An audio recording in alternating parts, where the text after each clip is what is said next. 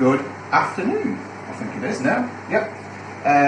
Welcome everybody to Craven College, Craven College at home, Craven College Catering Department, and I'm going to be doing a demonstration for you today, which some of you will have got ingredients for, so you can cook along with me. I'm also going to talk to you a little bit about healthy eating and some of the things we perhaps need to be thinking about while we're on our lockdown at the moment, okay? Because we've all got plenty of time now to be thinking about what food we're eating, thinking about getting a balanced diet, all those things. So some of this is going to be directed obviously at my students who are going to be watching this. Hopefully there's a few more people other than just my students watching it, so this could be quite informative for you guys as well. So I might well have little prompts as we go through about perhaps just testing the knowledge of my students, that what they know or what they ought to know already, and perhaps getting them to remember things that we've covered, things that we've cooked already at college. Okay, so healthy eating. We need to think about so some of my students this week we've been covering a healthy eating topic actually, so we've been looking at things like the Eat Well plate, okay, which you'll find on any website, on the internet. Just look at the Eat Well plate, and that explains a little bit about a balanced diet and about making sure that you eat everything out of all the different food groups during the day or throughout the day, and certainly throughout the week, to make sure that you're not focusing on just carbohydrates or just proteins or just fats. You're getting a nice blend of everything, always ensuring that you're getting plenty of fruit and vegetables, okay, to keep you healthy. So obviously within this we need to make sure we're taking some exercise every day, and it's really easy when we're at home to dip in the biscuit barrel every 5 minutes and I'll just have a bit of toast or something. Try and stick to your systems, to your tried and tested 3 meals a day. Have a little snack in between, a cup of tea if you like, but try not to overdo that. And because we have got time, you can think a bit now about planning your meals and planning what you're going to be cooking. And actually, it's a lot of fun, you know, with the family. If you're by yourself or you're with a partner, whoever you're with, actually just planning and thinking about what you're going to cook and thinking about using all those fresh ingredients now. We've got box deliveries on our doorstep here in Skipton. I'm sure wherever you're watching this you have something similar. So we can take advantage of all those things to making sure that we're preparing fresh food. For those of you not used to preparing fresh food, it's not as scary as you think. Okay, it's actually pretty straightforward. It's just approaching things with a bit of confidence and perhaps knowing what works well with what. There's loads of stuff on recipes online. Certainly a good first port of call would be BBC Good Food, where there's tons and tons of recipes from lots of different chefs. So if you're thinking about one particular thing you want to do, have a look at that. Maybe have a little go at perhaps having a country every week. Visit a different country every week. Look at some recipes, do some research, find out what sort of things you can make. And actually, you'll find you don't need a lot of extra ingredients other than what you've got perhaps in your fridges and in your store cupboards already. But it just makes things a little bit more interesting. And also, for your children, it might make things interesting to find out a bit more about those countries where you're going to be making that food from. Okay, so it's about balance. It's about balance of your nutrients. It's about making sure that you are taking all those on board every day and making sure that you're not overeating. Because again, when we're a bit quieter, there's perhaps not so much to do. It's about just sticking to those meal times, as I've said. And actually just planning, really plan what you're doing and plan your time. Be quite sort of fixed with that. Certainly during the week. Weekends are weekends, and they can still be weekends. But let's try and just be structured through the week about what you're doing. Anyway, what I'm going to be doing with you today is, if we have a little pan down to here, I'm going to be making a cottage pie. Now, before, if you could come back up to me, before all you traditionalists start going, wow, cottage pie doesn't have all these things in it, that's not proper cottage pie, it's just a version of it, okay? And really, it's about, if we look at all these lovely veg that we've got here, we're only today going to put in some onions, some carrots, some mushroom, some tomatoes, a little bit of ketchup just for flavour, mince, and some stock. Okay, but I'm also going to use some fresh rosemary. Beautiful. Just picked that out of Brian next door, his garden. Thank you very much, Brian. We can put in whatever you want. If you've got, you know, a leek that's perhaps getting a bit old, you want to put that in, put it in. Aubergine, courgette, pepper, whatever you want to put in veg-wise is absolutely fine. You can make a vegetarian version of this where you can use some mixed beans, something like that, which again, full of flavour, full of protein, fantastic. Okay, totally up to you what you put in. So today we're just going to use these ingredients that I've got here. Okay, so before I start, I thought it'd be quite interesting. So I've got my own favourite knife that I use at home, which is, okay, so notice I'm testing it sharp by running my thumb across it and not down it, because that's going to result in a cut, which we don't want. Okay, so I always I've got this little dinky knife sharpener here, which fantastic, from a local hardware store. And all I'm doing there is I'm just going to pull my knife through a couple of times. Okay. And that, just wipe that off. Okay. That's just going to ensure that's nice and sharp. Okay. You're much more likely to cut yourself with a blunt knife than you are with a sharp one. Okay, so I suggest you always try and keep your knife sharp. I know the chefy way to do it is to get a steel and do fancy things with your knife. There's loads of sharpeners out there on the market which you can use to actually make sure your knife's nice and sharp. Okay, and also I've got an array of knives up here. So some people are more comfortable using a small, what we call a paring knife, or some people actually more comfortable using a bigger, what we call a chef's knife. Okay, so this is somewhere in the middle, which is what I use pretty much all the time. Okay, so we've got to that. What we're going to do first is we're going to basically get the sweet potato in to boil. This is the only thing that I have actually, if we just pan across here and have a look, which I have done already. I'm going to show you how to peel one and cut it up now. That is just going to save a bit of time in the long run today. Okay, so if you get behind, don't worry, because it will be, you'll be able to re-watch it again if you're not sure on any little bits. So I'm going to show you how to do these sweet potatoes, and then I'm going to go step by step with cutting your vegetables and making sure the sauce is right. Okay, now, so I'm going to use sweet potato. Okay, that is, well, that's a potato, a red potato. Okay, we're making this dish healthier. Okay, so why am I using a sweet potato? Okay, so volume-wise, it's about the same.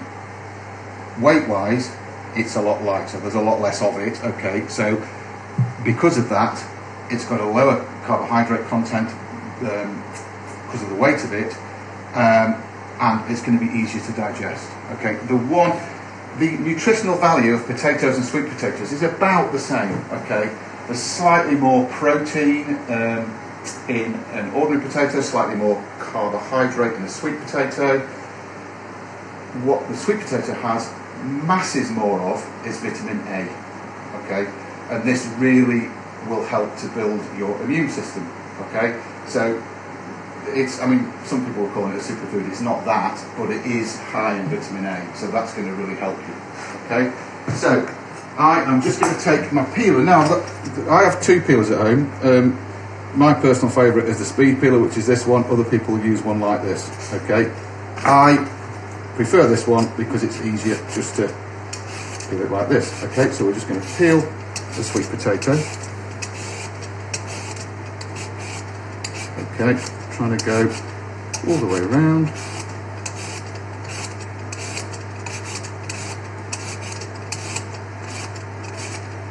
Okay, I'm going to go across the ends.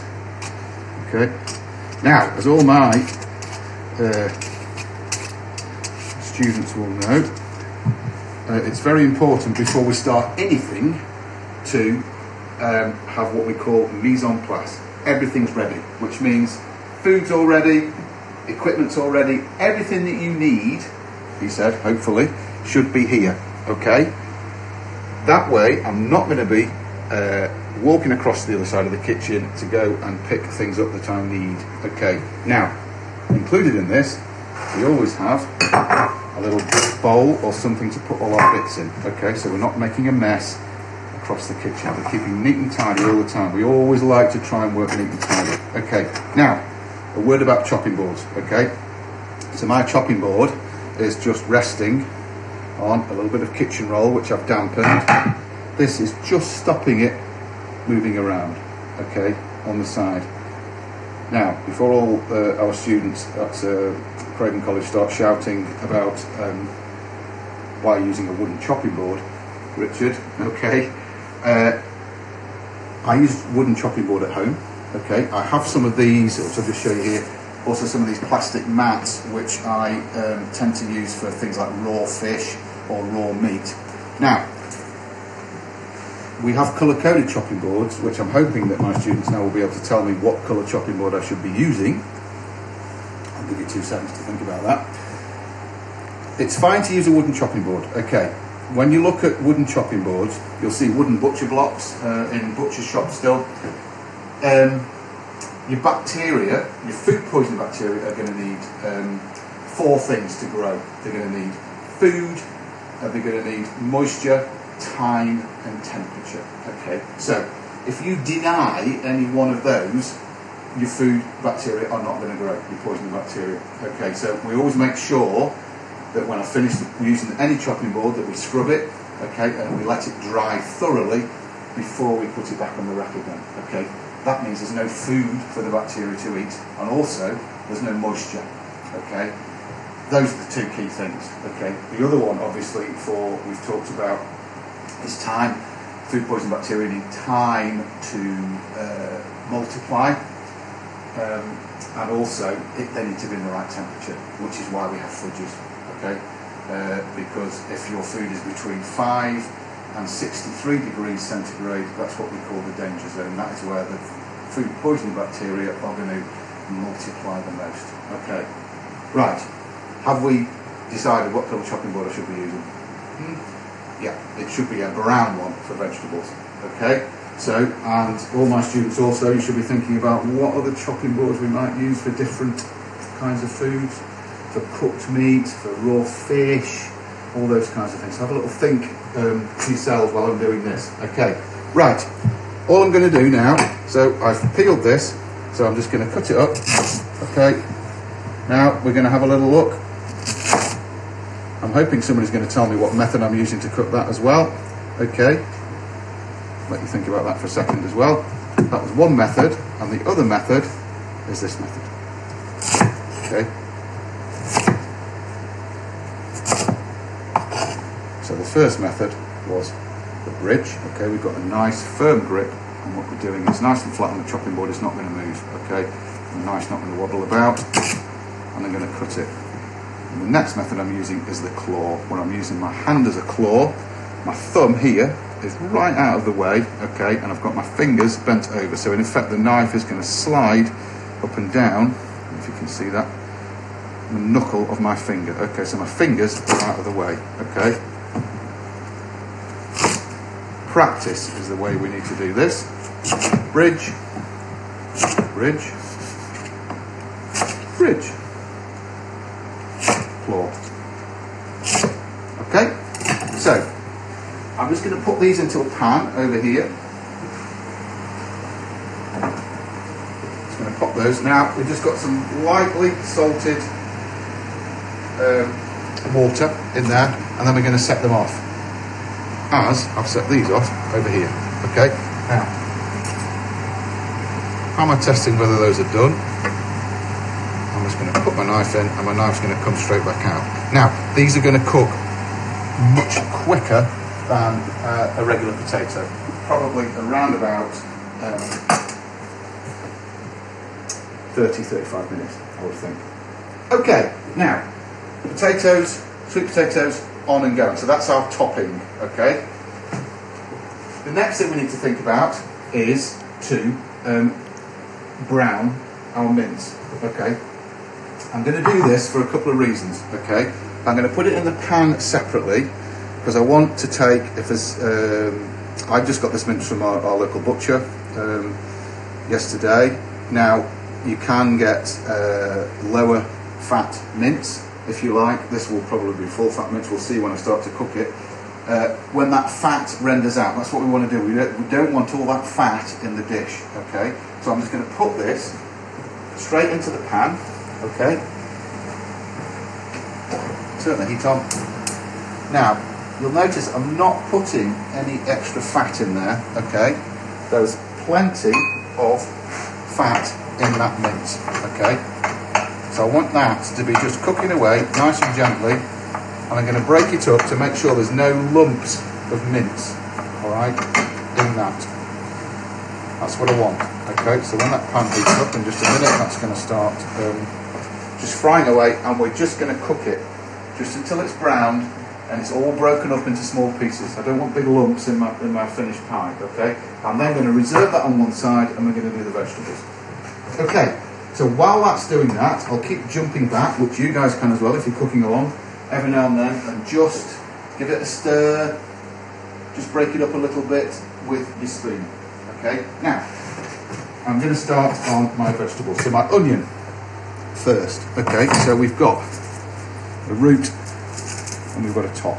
Okay, now I'm going to go the bridge method again. I'm going to cut it in half. Okay, like this. Okay, you might be able to hear a bit of sizzling behind me now. The mince just started. Okay, so I'm now going to take the top off. Okay, notice when I'm using my knife, I'm using this bottom third of the knife. Okay, this is where you've got much more, not this end. Okay, you've got much more control over this bottom end of your knife. All right, so I'm just going to take that off. Okay, and I'm just going to peel it. Okay, so I'm just peeling my onion. You guys can do this as well. Okay, same with the other half. Okay, as I say, don't worry too much about falling behind with this. You can always go back and revisit, for those of you who are cooking along, and just remind yourself of what's happening. And just while I'm thinking about it, actually, if any of you guys in your finished dish that you cook as we're going along, if you want to put a picture of it onto Instagram and then tag Craven College Catering in, that would be absolutely super. Then we can see what some of you guys are doing. So, I've now got the onion with the root still attached. That's really important because that's going to hold it together. Okay, I know you've probably seen this loads of times, chefs doing this on the telly. Okay, now I am going to use the point of my knife now.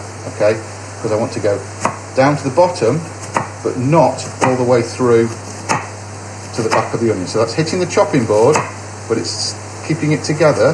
That root is keeping the onion together. Okay, so it's just all split like this. Now what I'm going to do, and watch your fingers when you do this one, is to do a couple of horizontal cuts. Okay, and now we're going to, with my claw, okay, as you can see, we are coming nicely down, lots of nice little bits of onion. Now, when it starts to get a little bit uneven, a little bit like this, we put it down on its side, so it's a bit more solid. And it just comes up, around all the sides. Okay, moving round the sides, you'll be left with just a little bit of root there. Okay, that goes into my rubbish. Okay, I'm just going to give my mince a quick little stir. We just have a little look at this. So we started to brown up. You might think, oh crikey, it's starting to stick. Don't worry about that, okay? There's actually not an awful lot of fat coming out of this, which is great. You see me with the spoon, just breaking it up a little bit. Okay? Break it up into small bits. Now, all those bits on the bottom of the pan, don't worry, because when we put the veg and the other bits in, that's all flavour, which is going to come into the sauce, okay? I'll talk to you about flavour in a minute, okay? So you can see there's some bits a bit pink still, some bits are going brown. We're going to give it another 3 or 4 minutes. Okay. So, second half of the onion, I'm just going to come through and just do this.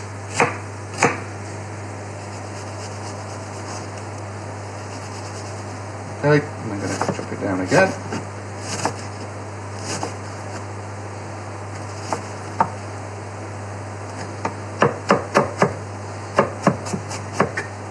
Okay, you see chefs chopping really, really quickly when they do things, okay? They only do that because they've done it hundreds of thousands of times, okay? So it's about being careful and watchful all the time, watching what you're doing, okay? Again, so we just left a little bit of the onion left there, okay? Okay, I'm just going to move that to the edge of my board, okay? You can put this in a separate bowl if you like, or you can just move it to the edge of your board. Now, the next thing I'm going to do is to do my carrots, okay? So, little speed peeler. I'm just going to take them right down, top to bottom, or bottom to top. Okay.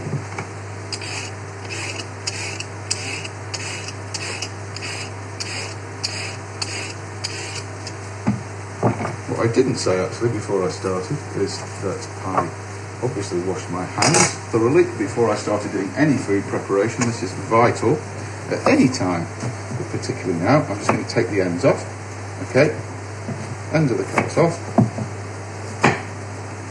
okay. I'm just going to go back to the saucepan, just give it another little stir, okay. Some slight little pink bits in there now, but that will pretty much do. Okay, now, most of the lumps out of that. So what I'm going to do with that, take it out, and just to set it aside in a bowl. Okay, now, what we can do with this,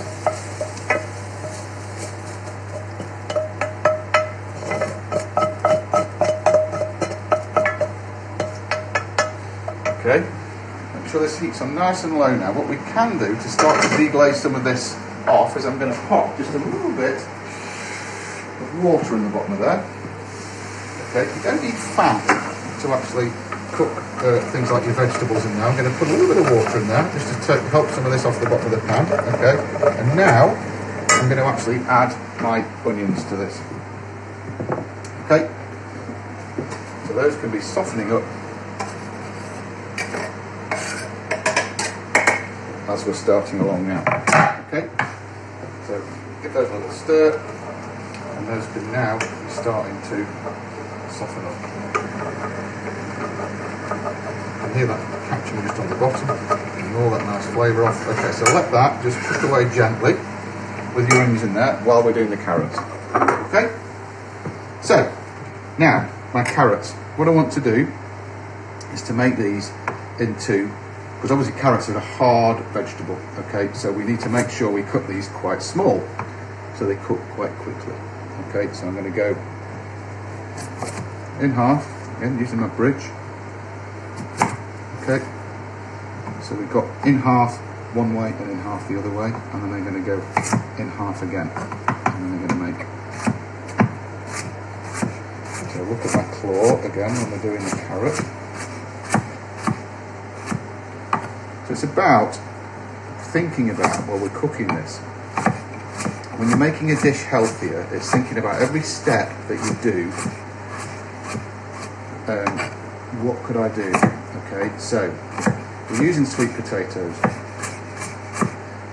We're not using any fat. Okay, we're using probably more vegetable than we normally use. Okay, because as I said before, you know, if we pan back to all these vegetables here that we've got, all these lovely vegetables over here, you can put in whatever you want. Okay, you can make it a totally vegetable one, a bean one, whatever you want, whatever you have in. Okay, you don't have to use beef mince. You can use lamb mince, but of course that makes it what? It makes it a shepherd's pie, doesn't it? Yes. So, but that's entirely fine. So I might be scaring the traditionalists a little bit, but it's just about whatever you want to put in. And actually let your imagination run a little bit with this, okay? It's about just you thinking about what I want to put into it, okay? Now, because those carrots are quite hard, I'm actually going to put those in now as well. Okay? Bear in mind that when we finish this, okay, it is going to go into the oven and it is going to cook for about another half an hour. Okay, so there is a bit more cooking time there still. Okay, now my next thing I'm going to do is, now I've actually got a field mushroom here, a flat mushroom. You might well have got some button mushrooms, whatever you've got. You need to wash them, okay, before you start. All right, I'm actually, because I always do, I'm just going to peel my field mushroom. Okay, just take these bits off the outside like this. I don't know if you can see that.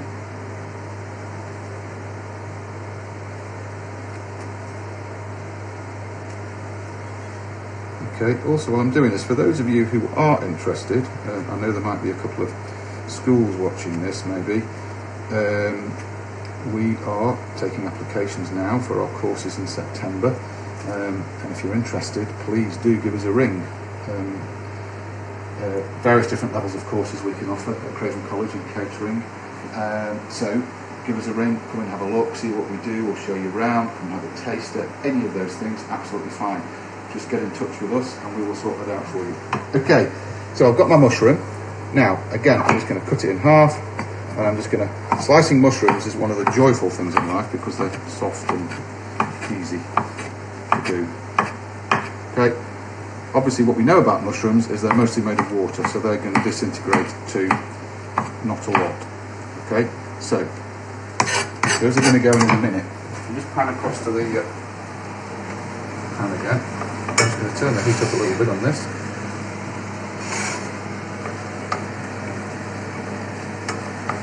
Okay. The other thing you've got to think about when we're cooking is don't just think about flavour, but just think about the colour.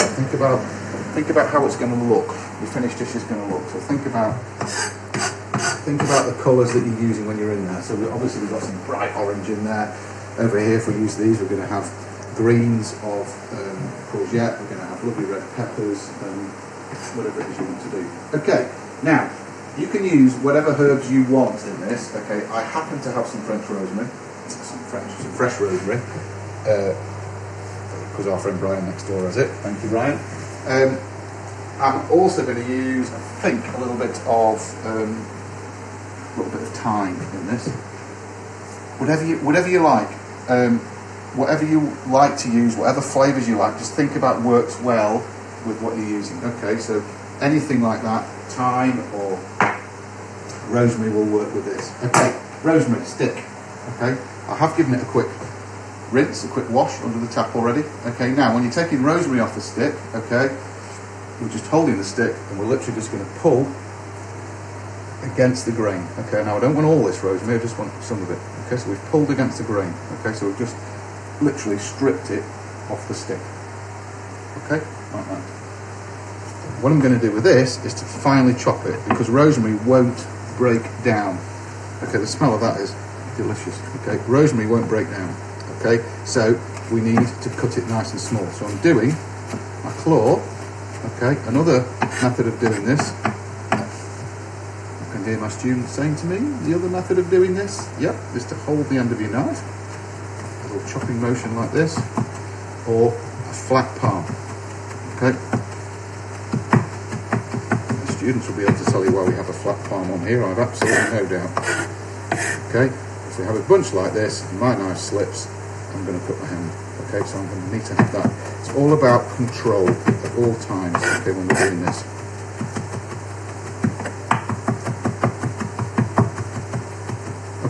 So we've got our rosemary, we've got our mushrooms. Okay. To add to this, I've got one of these little stock pots which I quite like, just because they're a little bit jellified. You know how much is going in. The only thing you have to watch with any stock when you're putting it in is it is salty. Okay, so be really careful with adding extra salt in. Make sure you taste it and check it. Okay, so this is my fresh ingredients. So I'm going to have a little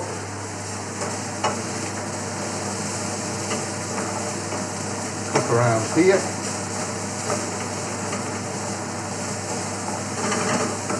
Okay, I'm now going to add my mushrooms and my rosemary into that. Okay.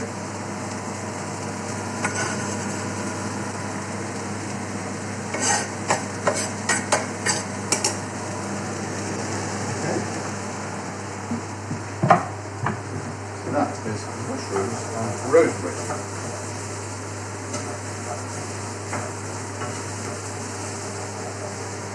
So that now adds a little bit more colour. You've got some lovely green in there as well. Okay. What I'm going to do is to add a little bit more water in there.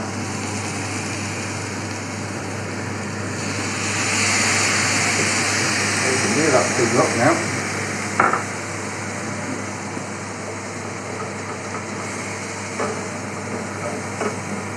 It's just going to help to start to soften it up. Okay. See the colours in there. Okay.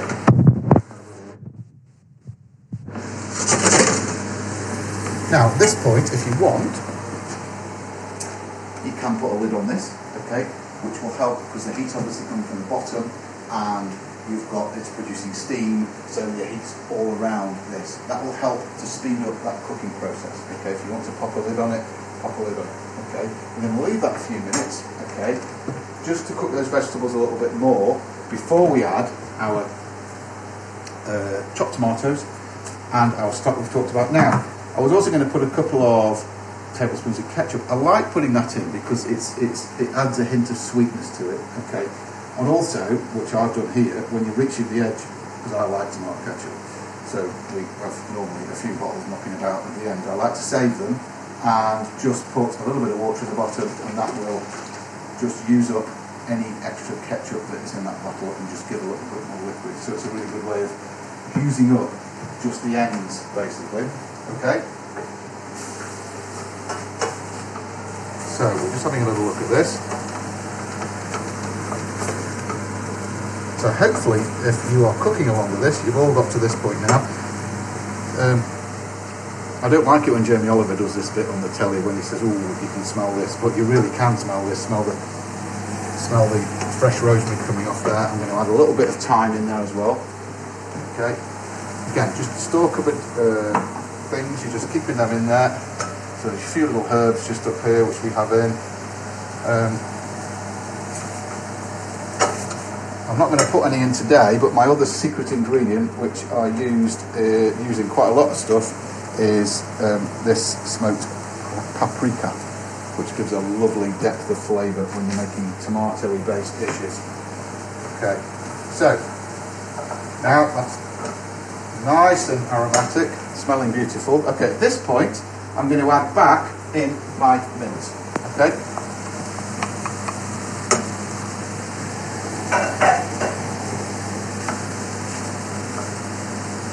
So, there we go. Starting to look something like now. Okay. So, what have we got in there? We've got our onion, we've got our carrot, mushrooms, fresh herbs, fresh rosemary, we've got some dried thyme in there. What I might put in now is just a little bit of perhaps black pepper. We'll give it a little twist of pepper if you got a little twist of pepper. I'm not going to add any salt at this stage, okay? I don't want to put salt in until I've tasted it, okay? It's quite hard to correct something that you have very much over-salted. Okay, so what I'm going to do now is I'm going to get my chopped tomatoes, okay? Take the lid off, okay? And I'm going to tip those in. Again, tomatoes a little bit controversial with the cottage pie. You shouldn't probably have them in, but it's just a different take. So I'm just going to put a little bit of water into the bottom of that tin. Tip that in. Okay.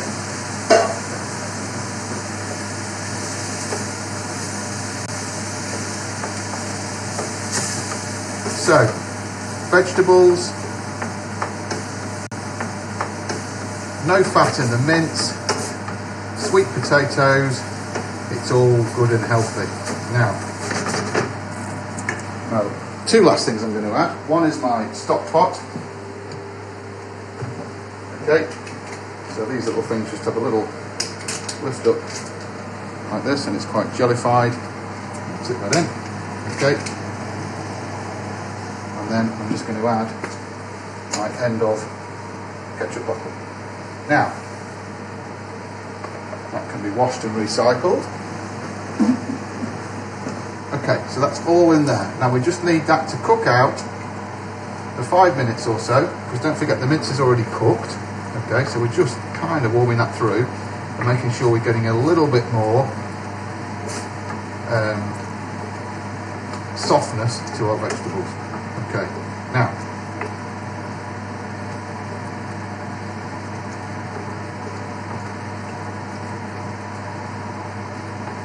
if we're all right, you guys might be at the point where you can have a look at your potatoes. I'm just going to leave that bubbling now. Now, the next thing I'm going to do is I am going to mash my potatoes. Okay, I'm just moving this out of the way a little bit. I've got a little trivet here which I use for my hot pans on the surface. Okay, and I'm going to take my potatoes.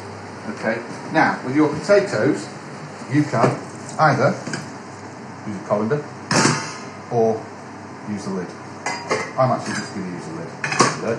Okay, so I'm just going to hold the lid and I'm going to drain them off. Okay, I'm going to make sure all this liquid is drained out. Okay.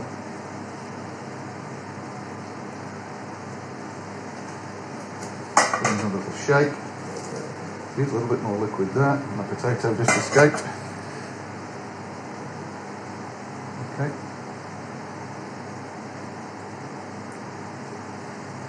Okay, so we've got this. Now, if you're making mashed potato like me, the best way to make mashed potato is put loads of butter and all sorts of lovely stuff in it. Okay, but we're doing healthy. Okay, so we're not going to put butter in it. I'm just going to let them steam just for a minute, just if there's any excess water in there, it's going to come off it. Okay, I'm just going to add a little bit of milk. Okay, our nice milkman now delivers milk to us in bottles, which is great, recyclable. So I'm just going to put just a little dash in there. Okay, I'm going to add a little bit of salt, a little bit of pepper. Okay, a little bit of salt, tiny bit of salt. Okay, this is the Malvern salt, so you just squish it between your fingers. Now, flavour. I said I was going to talk to you about flavour a little bit. Flavour won't just happen. Okay, you have to add flavour to your food. Okay, don't put all your ingredients in and then expect it to taste wonderful. Okay, you've got to think about your flavour all the time, and that means your mashed potato as well. Okay, so don't just mash potato and think that'll be it because you've got a lot of flavour in your meat. Think about flavour in your mash as well. So I'll just put a little bit of salt and pepper in there just to flavour it. Okay. Okay. There we go. Okay. Okay, so we're going right to the edges there. Whichever masher you've got, this is quite an old school masher, that one. But however you're mashing your potatoes, we want to reach that point. Okay. I'm just going to set those on one side there. Okay.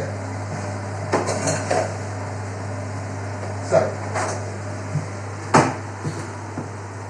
if we just pan back to the mince here, look, we see that. We don't want it too thin, okay? So, because we want the mash to sit on top of it. We don't want the mash to sink into it. Okay, so that's fine that that's actually reducing down a little bit. Now what I'm going to do is I'm just going to grab a teaspoon and I'm just going to have a little taste. Okay, tasting A, see if the carrots are soft, and B, what does it actually taste like. Okay, notice I'm not standing over the pan to taste it. Okay, I don't want to rip anything back into the pan. Okay, and I'm only going to use my spoon once. Okay. There's still a little bit of firmness in the carrots, but not overly so. There's some nice flavour in there. I think that needs a little bit more salt. Okay, now, if you're doing this at home now, think, taste and think. Just close your eyes, let those flavours hit your tongue and just think, what else does that need? Okay. Normally, if you're a bit like that, everything would benefit from a little bit more salt. Okay, normally. I'm a bit biased because I like salt. So, okay, so that is looking lovely. Okay, so now, what I'm going to do with that, my mince is just about done, my mash is just about there. Okay, just going to move this out of the way. I've got a dish, so 200 grams is going to feed. You'll get 2 really good portions out of this. Right, so I've got a dish about this size which will feed 2 of us. Okay, this is going to be a little bit more than that, I think. So okay, so if you've got another dish, put another dish aside, let it cool down when you've made it, and you can wrap it and freeze it. Okay, it's a fantastic thing. If you can't think of what you want to do for a meal, you can just lift it out of your freezer. Okay, so now, so I'm going to switch the gas off on this. Okay, I'm going to bring this over. I'm going to grab a spoon from my spoon collection. If you have a look at this, I think everybody's got one of these somewhere in the kitchen. But this is my little collection of goodies there. So a little spoon there. Okay, and I'm just going to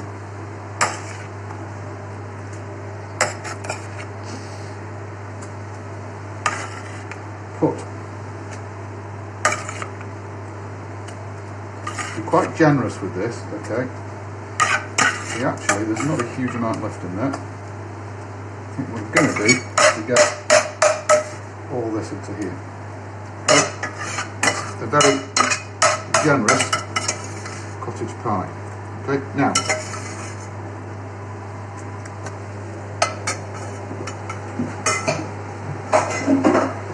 so at this stage, when you put the potato on the top, you can either say, do you know what, I've made that, or you can make a bigger batch of it and make 2 or 3 of them, put them in the freezer. Okay, because they're ideal, as I say, for lifting out. So you can decide to do that, or you can think, do you know what, I'm going to eat it tonight. Now, I've probably overfilled that a little bit for this, okay, but for this purpose, I'm now just going to drop on some sweet potato. I've cheated and got a spatula out of the drawer. Okay, so do this. Again, any you've got left, any mash you've got left, you can put in a little container, put it in the freezer, or put it in the fridge for tomorrow. Okay. All I'm going to do now is I am just going to smooth it around the edges. Okay. As I say, whatever dish you're using is absolutely fine. Okay. Now, the only thing I'd suggest, if it's quite full like mine, before you put it in the oven, is you actually put it on a baking tray, okay, because that is going to bubble over the edges. Okay. Okay, so a nice little just a neat finish on the top. Okay. Now, if we were using mashed potato with this, of course, and if we were doing it as we've done at college, we could use a piping bag and actually pipe some nice patterns on the top there just to finish it off really attractively. Okay, so that is your cottage pie. Okay, so I'm going to put this in the oven, right, which will be probably about half an hour, so it goes nice and brown on the top. Okay, so I will put a picture of this up on our Instagram page when I fetch it out of the oven later on. If you guys want to do the same, tag Craven College Catering, that would be great. Okay, so all I'm going to do now is to put this into the oven.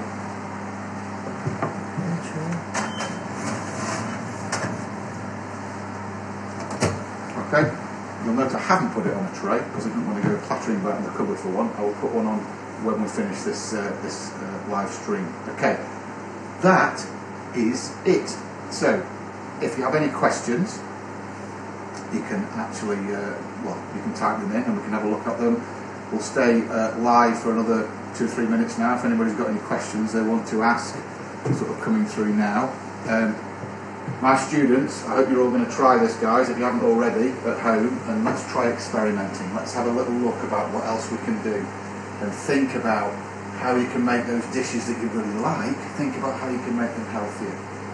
Think about not just the ingredients you're using to make it healthier, but think about your cooking methods that you're using. Okay, there's certain ways of cooking, like steaming foods, or grilling foods, which is going to be much healthier for you because it's actually taking, certainly in the grilling, taking that fat out of it. Okay, steaming, obviously, it's not coming into contact with anything. So just have a go, see what you think. We hope to come back, or I hope to come back and do this after the Easter break again. And if you guys have got any suggestions about what you'd like to see me cook, then fantastic. I can hopefully accommodate that, and I hope you've enjoyed it. Okay, so any questions, please just put them through to me and I'll do my best to answer them. Okay, that's been an absolute pleasure. Thank you very much. To all my students, you can have your lunch now, and then you need to get back doing some work this afternoon. Okay, thank you.